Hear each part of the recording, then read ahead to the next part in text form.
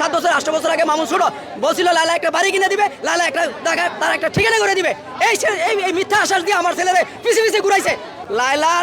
লায়লা ওতপ্রোতভাবে চাইছিল মামুনের সাথে একটা সম্পর্ক করতে, ভিডিও করে মামুনেই উঠাইলো লালাকে। এর আগে কেউ চিনতো না, দুইজনের লোক না। আজকে 14-15টা আইডি, তার ভালো ইনকাম আইতেছে, ভালো মানুষের চিনতেছে, সবকিছু করতেছে। কিন্তু বড় কয়েকটা ভুল ত্রুটি তার আছে।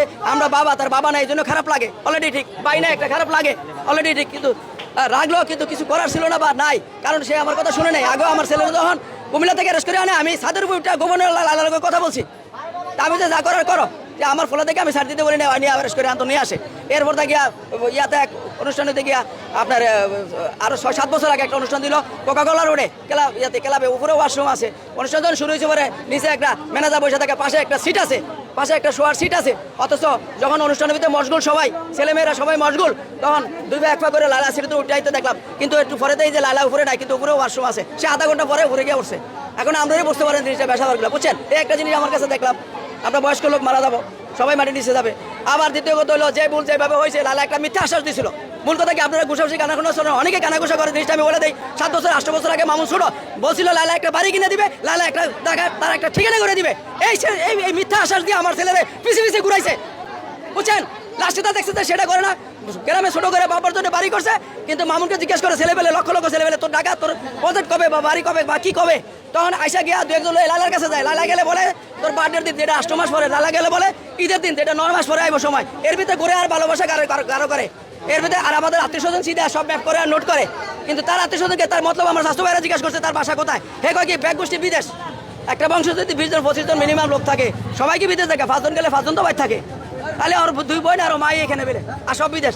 কোনো কথা হইলে এটা আপনারাই বোঝেন যে আঙ্কেল বা বাবা, যাক ছোট বড় আমরা আছি, একটা কথাবার্তা বলছিলাম বন্ধু হিসাবে, ছোট বড় বন্ধু হয় তো ভিডিও করছি, যাই কষ্ট করে। কিন্তু ইয়া করছে আপনি বাবা আশা করছিলাম, এখন আবার দেখেন জিনিসটার এই ব্যাপার, অত ভালো কিছু একটু চাইছিলাম, আমার তো 10টি আছে বা নাইগা, কিন্তু আমি তো একটা আশা করছিলাম বাবা দেখেন কি করে দেয়, কিন্তু সেটা সে বলে নাই।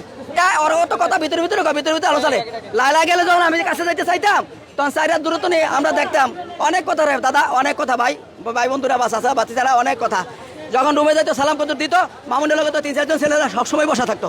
আগের কথা বলতেছি, সবসময় বসা থাকতো, এটা আপনারাও দেখছেন।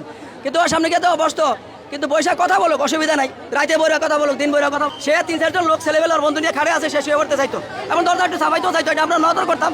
এরপরে যখন আমি আগে আসতাম, 4 হাত দূরে থাকতোই। ওই লায়লা তো আরো 30-35 বছর আগে ঢাকা ইউনিভার্সিটি থেকে MBA পাস করছে, এবং বয়স্ক লোক। মামুন তো লালার হিসাবে কিছুই না, ওর বন্ধু বান্ধব, গার্লফ্রেন্ড, বন্ধু, বিচারক, ওর সমস্ত কিছু দেখবেন যে ছোট ছেলেবেলে। ওর বয়স্ক একটা লোক দেবেন না যে উনি মুরব্বী, উনি বিচারক, উনি আমার বন্ধু, বা উনি আমার একটা ভালো চায়, এরকম কোনো লোক দেখাই যাবে না সে বাংলাদেশের ভিতরে। এগুলো আমাকে দেখা, এগুলো আমি চিন্তা ভাবনা করছি। এবং পরবর্তীতে যখন একটু আগুয়ে যাইতেছি, 4 হাত বাড়িতে দূরে থাকতেই, লাইলা তো আমার কিছু বলতে পারে না। মামুনের বলে কি, মামুন আঙ্কেল আসে কিন্তু আমরা গেলে তো গোমর ফাঁক হয়ে যাবো, আমরা গেলে তো উচিত কথা 2 কথা শুনে বাস্ট করে দেবো। এইগুলো ভিতরে রাখা করছে সে, এই জিনিসগুলো করে গেছে আর কি। কিন্তু ছেলেটা ছোট মানুষ ছিল, বুঝতে পারে নাই। একটা কথা নেই, আইদেও বাড়ির কাজ বাকি আছে। সাংবাদিক মহলে আপনারা শুনেন, ইটের রূপে দিয়ে বাড়ি করছি, একতলা বাড়ি কোনো রং করছি, সাথে রেলে নিতে নেই, বাইরে রং রয়েছে, বাইরে গ্রিল রয়েছে, সমস্ত কিছু কাজ এখন বাড়িছে, কষ্ট করে আস্তে আস্তে দিলে করছি।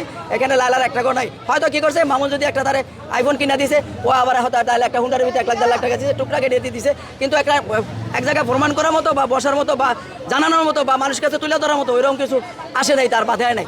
আমরা তো মরমী মানুষ, সেও আমার কাছে যেরকম জানছি, মেয়ের মতো বাপ নাই।